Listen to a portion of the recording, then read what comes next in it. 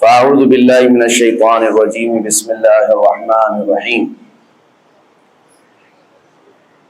اليوم اکملت لکم دینکم واتممت علیکم نعمتی ورضیت لکم الاسلام دینا صدق اللہ مولانا العظیم۔ بارگاہ رسالت مآب صلی اللہ علیہ وسلم میں درود پاک کا ہدیہ پیش کریں۔ اللہم صلی علی سیدنا مولانا محمد معدن الجود والکرم وآلہ واصحابہ الکرام وابنہ الکریم وبارک وسلم صلاۃ دائمۃ سرمدا ابدا۔ بڑی معذرت کے ساتھ تاخیر زیادہ ہو گئی اور اندازہ یہ تھا کہ آپ کے امام صاحب قبلہ اس وقت تک یہاں بیان کر رہے ہوں گے اور میں سفر سے ابھی آپ کے سامنے حاضر آیا ہوں، اور زندگی پوری سفر بن گئی ہے۔ اللہ تبارک و تعالیٰ اس میں برکت عطا فرمائے۔ میرے عزیزوں، کچھ اہم چیزیں آج کے دور کے تقاضے کے مطابق آپ کے سامنے رکھتا ہوں۔ ہمارے لیے سب سے امپورٹنٹ چیز یہ معلوم کرنا ہے کہ ہمارے لیے سب سے اہم مسئلہ کیا ہے جس پر ہمیں توجہ دینی چاہیے۔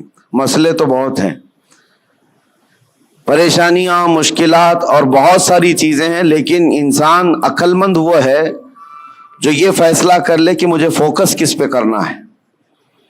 جس دن اسے یہ سمجھ آ جائے گی کہ پریشانیاں تو 100 ہیں، 150 ہیں، 200 ہیں، لیکن ان میں سے اہم چیز کیا ہے، تو میں سمجھتا ہوں وہ حل سمجھ جائے گا اور وہ اپنے وقت کو اور اپنے انرجی کو، اپنی زندگی کو ضائع نہیں ہونے دے گا۔ آج زندگی کے بے شمار مسئلے ہمارے ساتھ، لیکن ہم الجھے ہوئے کس پہ ہیں؟ کن باتوں پر ہم ڈسکس زیادہ کرتے ہیں؟ کون سی چیزوں میں ہم ایک دوسرے کے گریبان پکڑے ہوئے ہیں؟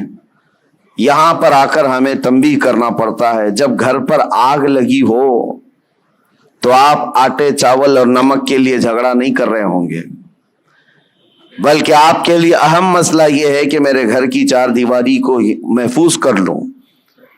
تو مسائل میں یہ سمجھنا بہت ضروری ہے کہ چھوٹا کیا ہے، بڑا کیا ہے۔ مثال کے طور پر میں آپ کے سامنے ایک بات عرض کروں، اللہ 1000 بار نہ کرے کسی کے گھر میں اگر آگ لگ گئی اور پورا گھر آگ کے لپیٹوں میں جھلس رہا ہے اور اس گھر کے اندر آپ کا ایک بچہ چھوٹا سا پھنس گیا ہے، آپ کسی طرح گھر کے اندر داخل ہوئے اور بچے کو قریب تھا کہ آگ اپنی لپیٹ میں لے لیتی، بچا سکتے تھے آپ، لیکن ساتھ میں بچے کے قریب میں ایک سوٹ کیس بھی پڑا ہوا ہے جس میں بہت ساری آپ کی رقم، کمائی ہوئی محنت کے پیسے سب اس میں رکھے ہوئے ہیں۔ آگ اسے بھی پکڑنے والی ہے، ان قریب وہ بھی آگ کی لپیٹ میں پورے مال و دولت جلنے والا ہے آپ کا۔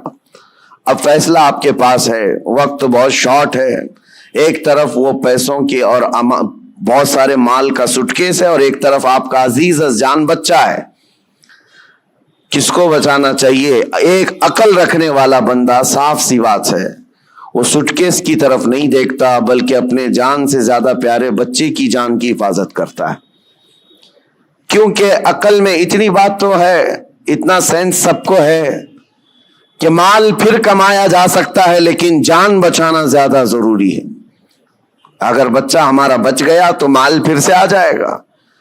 تو میں یہ سمجھتا ہوں کہ یہاں آپ کا سینس کام کر گیا، آپ کو اللہ نے اتنی تمیز عطا کی ہے کہ آپ بڑا مسئلہ کون سا ہے، چھوٹا مسئلہ کون سا ہے، اس وقت آپ پہچان گئے، اور آپ اپنے بچے کو جلنے کے لیے چھوڑ دیتے اور پیسے گننے پر بیٹھ گئے ہوتے، سوٹ کیس اٹھانے پر بیٹھ گئے ہوتے، تو گویا کہ آپ دنیا کے سب سے بدترین بے وقوفوں میں اور بلکہ سیلفش لوگوں میں، بلکہ اس سے زیادہ یہ کہ اپنے گھر والوں پر بھی ٹرسٹ، گھر والوں کے لیے بھی نہیں جینے والا بندہ بن کر کے سامنے آتے۔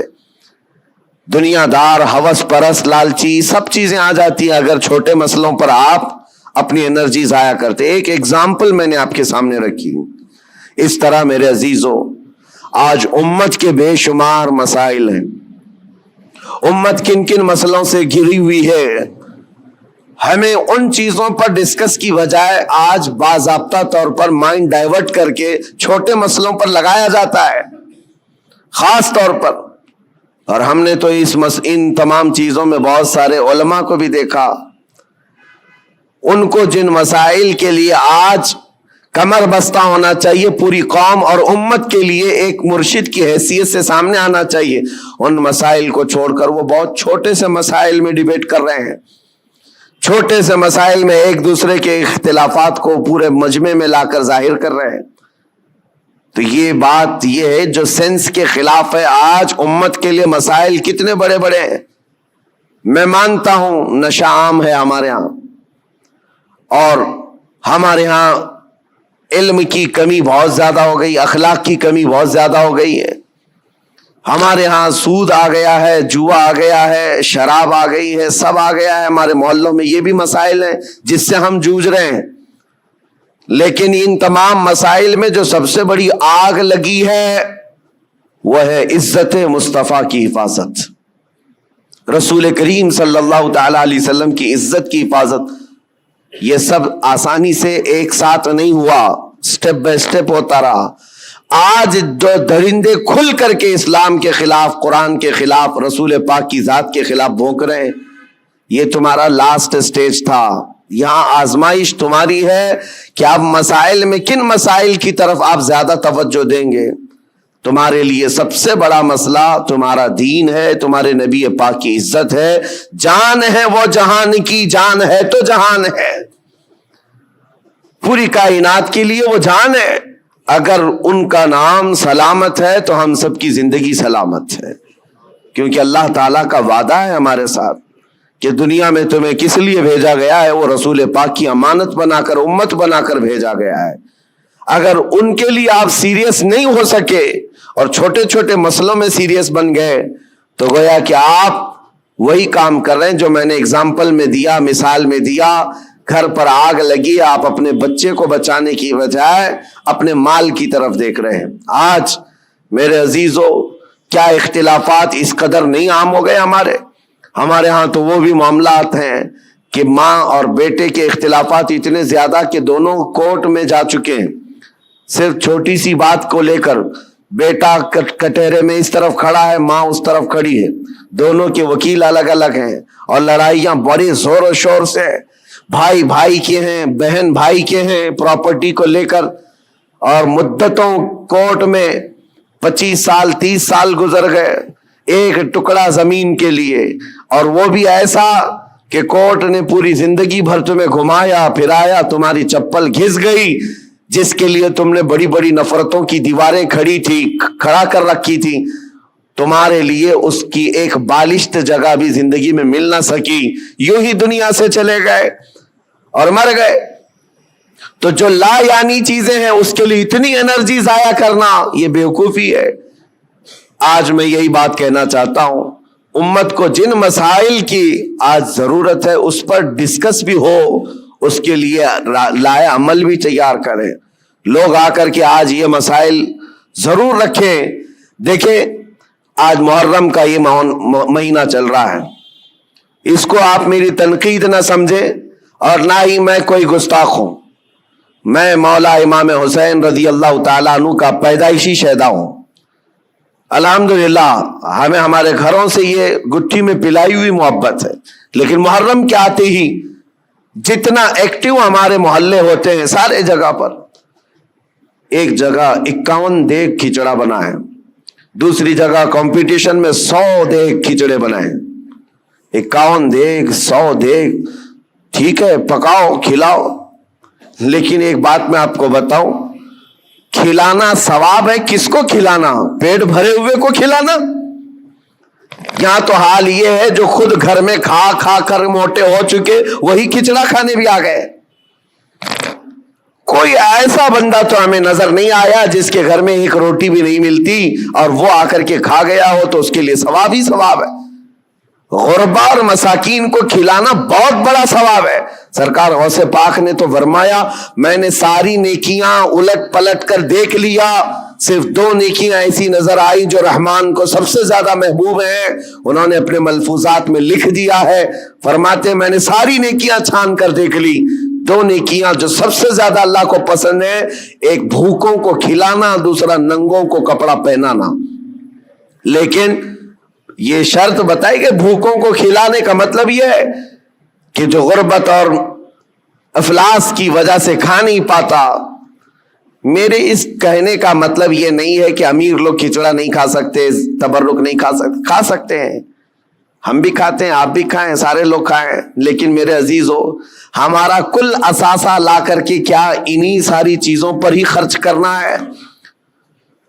امت کے لیے ایسے مسائل ہیں, پورے محلے میں گھوم پھر کر کے ہم دیکھ لیں, ہمارے لیے, ہمارے بچوں کے لیے کوئی ایسا کوچنگ سینٹر نہیں ملتا جہاں پر غریب بچوں کو پڑھا کر کے IAS یا IPS تک کی تعلیمات دی جا سکے.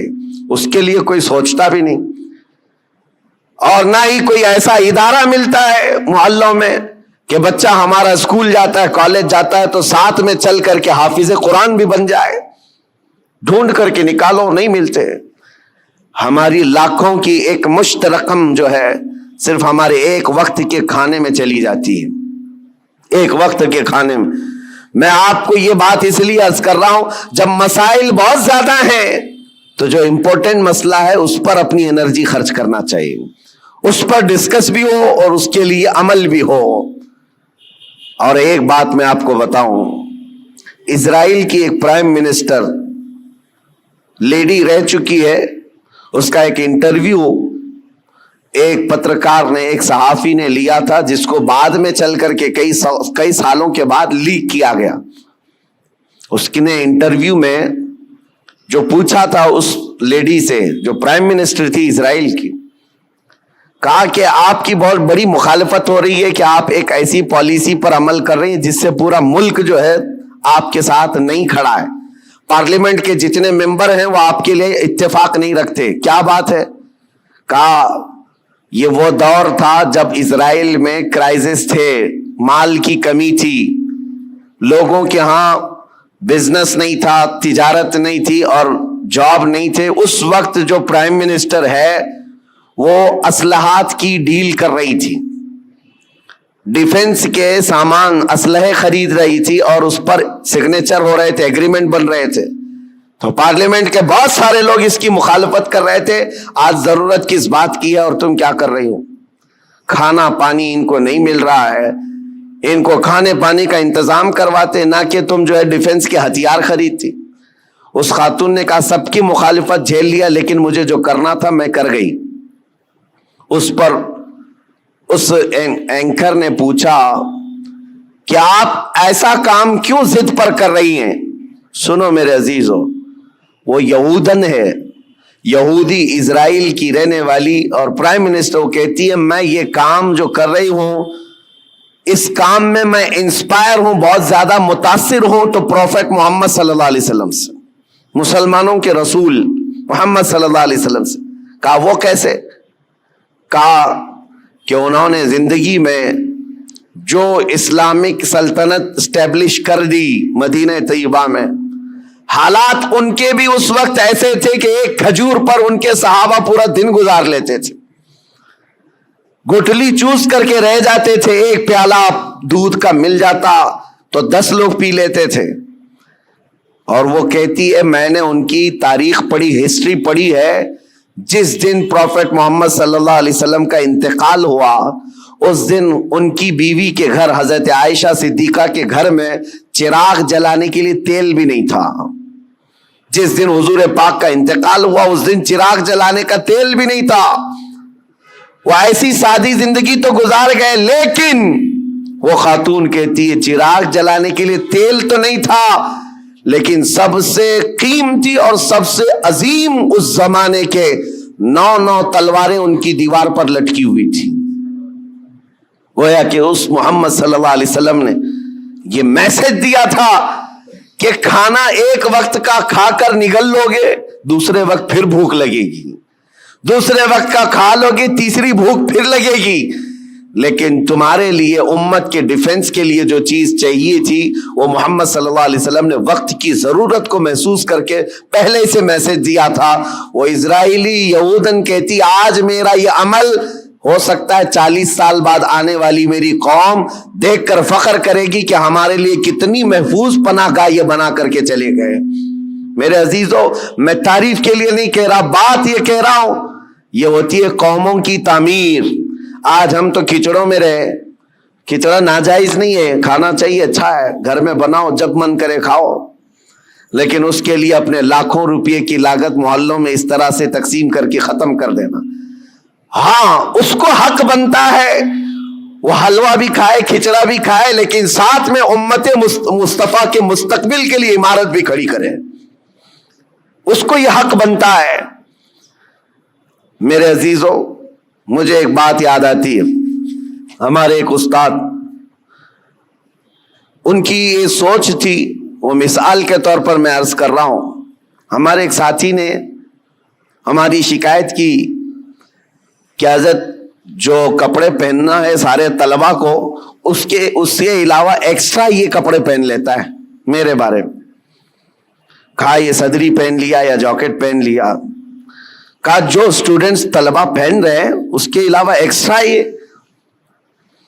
تو انہوں نے کہا کہ بالکل میں سب کو برابر دیکھنا چاہتا ہوں، کس کو کیا پہننا چاہیے.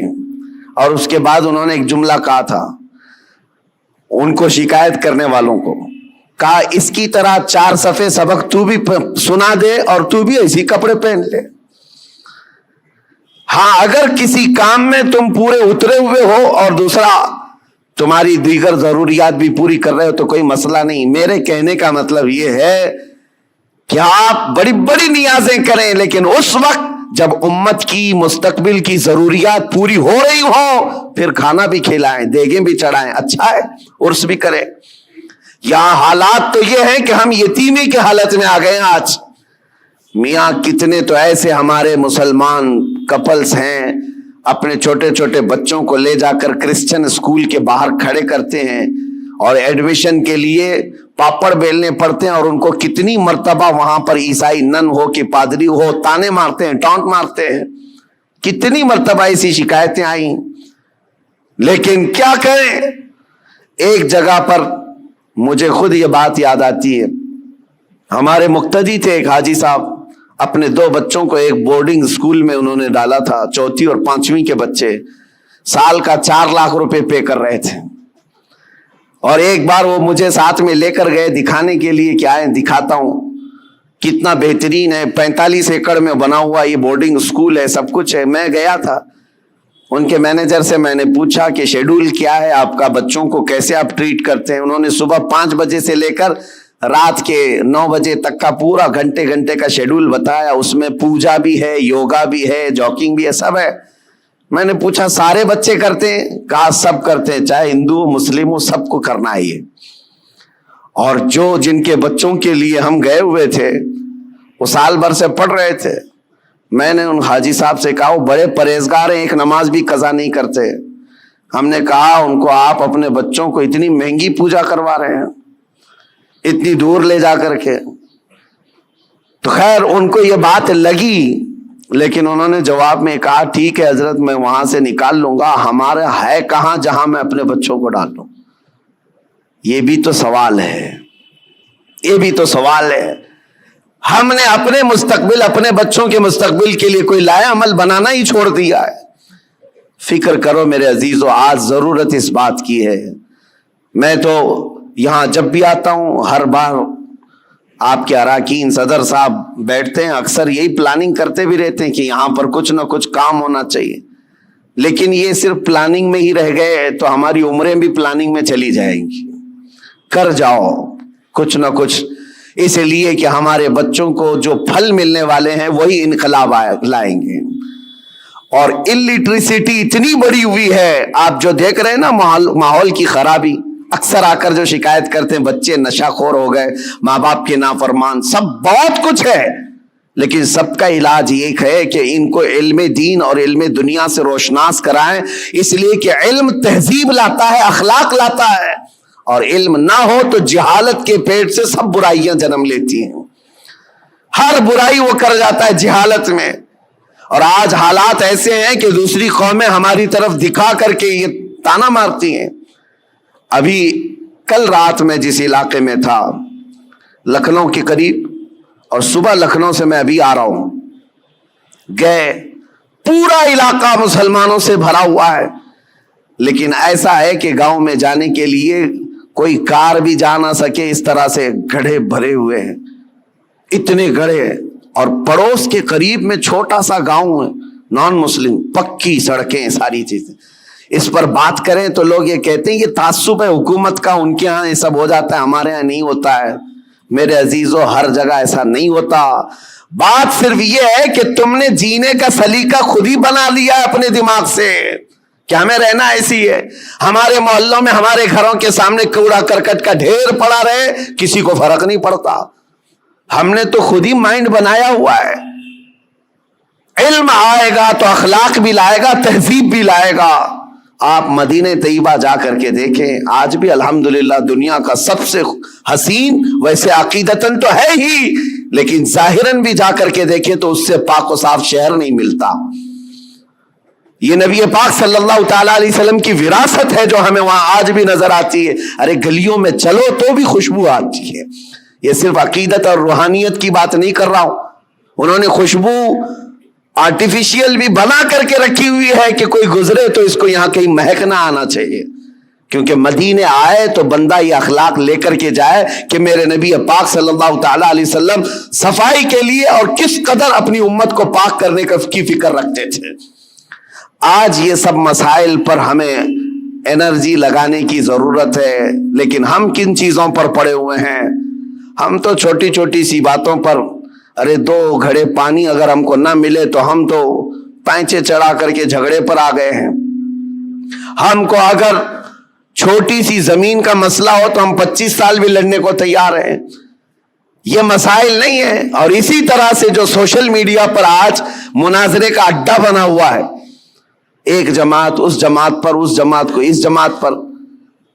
اور ابھی ایک مولانا صاحب نے مجھ سے شکایت کیا، کہا کہ کچھ لوگوں نے ہمارے خلاف ایسا بیان کر دیا کہ اس مسجد میں نہ جائیں، یہ امام صاحب کے پیچھے نماز نہیں ہوگی. ہم نے پوچھا کہ کیا ان کو تکلیف کس بات کی ہے؟ کہا وہ ایسا ہے کہ سلسلے کی لڑائی ہیں، وہ دوسرے پیر صاحب کے مرید ہیں، ہم دوسرے پیر صاحب کے مرید ہیں. لیکن اس سلسلے کی لڑائی سے ہم نے پوچھا کیا وہ سنی ہے؟ کہا وہ بھی سنی ہے. آپ سنی ہیں؟ آپ بھی سنی ہیں، اور دونوں اعلیٰ حضرت کے شہدائی ہیں. کہا پھر جھگڑا کس بات کا؟ کہا نہیں، وہاں سب میرے خلاف ان لوگوں نے یہ بات کر دی ہے کہ ان کے پیچھے نماز نہیں ہوگی اس لیے کہ یہ اشرفی ہیں، یہ فلاں ہیں. میں نے کہا یہ تو غنیمت ہے ان لوگوں کو، سوچے عیسائی تو نہیں ہے. اتنا تعصب بھرتا ہے تو جہالت سے بھرتا ہے. اور کن مسائل پر آج تم لگے ہوئے ہو؟ یہاں تو پوری آگ لگانے کے لیے درندے کود رہے ہیں اور تم اپنے آپس میں گریبان پکڑے ہوئے ہو. کیا آپ کو پتا نہیں ہے ہماری پوری جینوسائیڈ کرنے کے پلان بنے ہوئے ہیں، نسل کشی، نسل ختم کرنے کے معاملات چل رہے ہیں. ہماری پوری ناگرکتا، ہماری سٹیزن شپ ختم کرنے کی بات، آئندہ چل کر کے ان کو ووٹنگ پاور تک نہ رہے، یہ پلان ہے سب چیزیں. وہ سب چیزوں کو چھوڑ کر کے ہم تو کن مسائل میں الجھے ہوئے ہیں. اسی لیے کسی نے کہا، اگرچہ محاورہ ہو، تاریخ سے اس کا تعلق ہے یا نہیں، لیکن یہ بات مجھے لگتی ہے کہ بغداد میں جب ہلاکو حملہ کرنے آیا تھا اور پورے بغداد کی اینٹ سے اینٹ بجا دیا تھا، تباہ کر دیا تھا اس نے، پورے بغداد میں 2 لاکھ سے زیادہ لاشیں بچھائی گئی تھی بغداد شہر میں. لیکن یہ ایک محاورتاً یہ بات کہی جاتی ہے، جس وقت ہلاکو بغداد پر حملہ کرنے آیا ہوا تھا اس وقت 2 جگہ جماعتیں مناظرہ کر رہی تھی مسواک کے بارے میں، 4 انچ کی ہونی چاہیے کہ 3 انچ کی ہونی چاہیے. یہ تاریخ سے اس کا تعلق ہو یا نہ ہو، لطیفے کے طور پر ہی کیوں نہ ہو، لیکن بات میں یہ کہتا ہوں اسی کی مثل آج چیزیں کی جا رہی ہیں.